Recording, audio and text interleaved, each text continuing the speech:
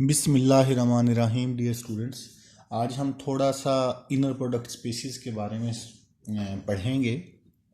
इस तरह की कुछ चीज़ें पहले आपने जो सेमेस्टर्स हैं लीनियर अलजेब्रा में शायद चीज़ें पढ़ी हों इनर प्रोडक्ट स्पीसीज़ के हवाले से। आज हम इनर प्रोडक्ट स्पीसीज़ और जो इसके साथ एक बड़ी इम्पोर्टेंट डेफिनेशन है that is Hilbert space. Hilbert space ये हम पढ़ेंगे। अच्छा, इसके साथ साथ मैं आपको याद कराता जाऊँ, इससे पहले हमने जो स्पेसीज़ इम्पोर्टेंट पढ़ी हैं, थोड़ा सा आपको इन स्पेसीज़ के दरमियान लिंक भी पता होना चाहिए। ठीक है, हमने कुछ चीज़ें मीट्रिक स्पेस की पढ़ी हैं।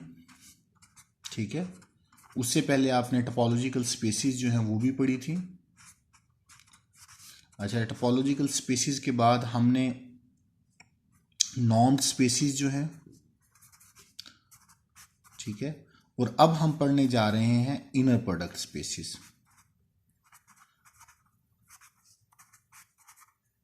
अच्छा, इससे पहले इसके पैरेलल जो चीज़ें थी आपके पास, जो मीट्रिक स्पेसीज़ में हमने कंप्लीट मीट्रिक स्पेसीज़ भी स्टडी की थी। मीट्रिक स्पेसीज़ या टोपोलॉजिकल स्पेसीज़ में कंप्लीट स्पेसीज़ जो है, कंप्लीट स्पेसीज़ आपको पता है मीट्रिक स्पेस में जो कॉशी और कन्वर्जेंस का जो कॉन्सेप्ट है वो with respect to metric introduce होता है, विद रिस्पेक्ट टू मीट्रिक। इसी तरह हमने जो कंप्लीट स्पेसिस का कॉन्सेप्ट है वो नॉर्म्ड स्पेसिस में भी पढ़ा, और हमें पता है कि जो कंप्लीट या जो कॉशी और कन्वर्जेंस है वो नॉर्म्ड स्पेसिस में with respect to norm define होती है, और हमने उसको एक पर्टिकुलर नेम दिया और वो दिया बानाक स्पेस का। बिल्कुल इसी पैटर्न पे जो हमारी इनर प्रोडक्ट स्पेसीज हैं वो भी जब हम कंप्लीटनेस की बात करेंगे तो वो with respect to inner product हम बात करेंगे, और इनर प्रोडक्ट में जो कंप्लीट स्पेसीज होती हैं उन्हें हम कहते हैं हिल्बर्ट स्पेसीज। उन्हें हम क्या कहते हैं? Hilbert species. अच्छा, अब इनमें जो आपस में रिलेशंस हैं वो भी आपको पता होना चाहिए कि सबसे पहले इनर प्रोडक्ट स्पेस और हिल्बर्ट स्पेस जो है, हिल्बर्ट स्पेस का तो आपको पता चल गया है कि जो कंप्लीट इनर प्रोडक्ट स्पेसीज होती हैं, कंप्लीट इनर प्रोडक्ट स्पेसीज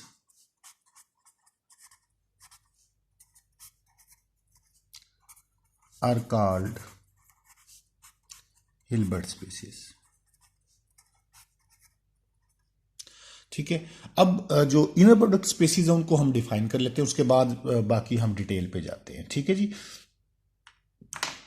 हम यहीं से जो पहले इनर प्रोडक्ट स्पेस को डिफाइन करते हैं कि वी आपके पास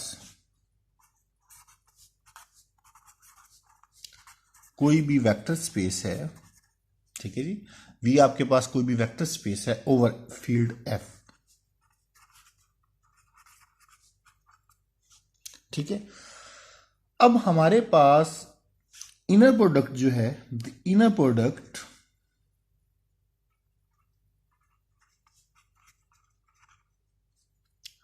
इज अ फंक्शन।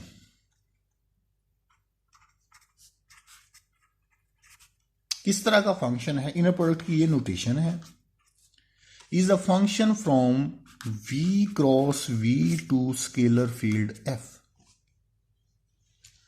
ये v क्रॉस v पे f पे एक फंक्शन है जो कि कुछ कंडीशंस को सेटिस्फाई करता है। वो कंडीशंस आपके पास क्या हैं? नंबर 1 कि किसी भी एलिमेंट का इनर प्रोडक्ट उसी के साथ will be greater equal to 0, और अगर x का इनर प्रोडक्ट x के साथ इक्वल टू 0 आता है if and only if x is equal to 0। Second condition आपके पास ये है कि x plus y into z is equal to x z plus y z. ठीक है जी, जबकि एक्स वाई जी आपके इनर प्रोडक्ट स्पेस v के एलिमेंट्स हैं। इसके बाद तीसरी प्रॉपर्टी ये आती है आपके पास कि a x y is equal to, a बाहर आ जाता है और x y inner product, a scalar है जबकि एक्स वाई आपके क्या है? इनर प्रोडक्ट स्पेस जो है उनके एलिमेंट्स हैं।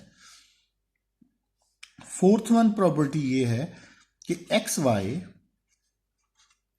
Is equal to y x conjugate. अच्छा, इसे हम हर्मिशियन प्रॉपर्टी भी कहते हैं। और ये जो कॉन्जुगेट है ये उस वक्त आता है जब आप scalar field F is complex. Usually अगर आपके पास एफ इज रियल, ये रियल स्पेस है, तो x y is equal to y x. तो इस बात का आपने ख्याल रखना है, हमने जनरल उसमें डील कर रहे हैं, तो जनरल उसमें जो कॉन्जुगेट है वो जरूर आएगा।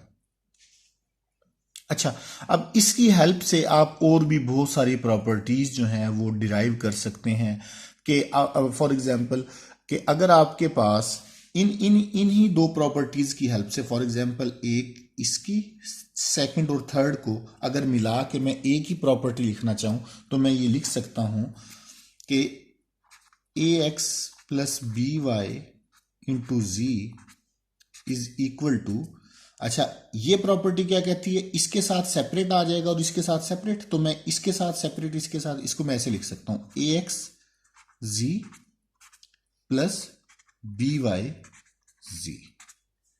और फोर्थ प्रॉपर्टी क्या कहती है, स्केलर कहां पे आ जाते हैं, बाहर पहले साइड पे लिखा हुआ, तो मैं इसको लिख सकता हूं ए into x z plus B into Y जी। इन दो स्टेप्स को आप कंबाइन करके भी लिख सकते हैं, ठीक है। तो ये इनर प्रोडक्ट, अच्छा कोई भी vector space with this inner product is called inner product space. अगर किसी वेक्टर स्पेस पे इस तरह की मैपिंग डिफाइन है जो इन चार कंडीशंस को सेटिस्फाई कर रही है, उसको हम क्या कहते हैं, इनर प्रोडक्ट स्पेस। और अगर इस इनर प्रोडक्ट स्पेस में हर कॉशी सीक्वेंस कन्वर्ज करे यानी वो कंप्लीट हो, तो हम उसे कहते हैं हिल्बर्ट स्पेस। उसे हम क्या कहेंगे, हिल्बर्ट स्पेस, ठीक है। बाकी मैं नेक्स्ट वीडियो में शेयर करता हूं।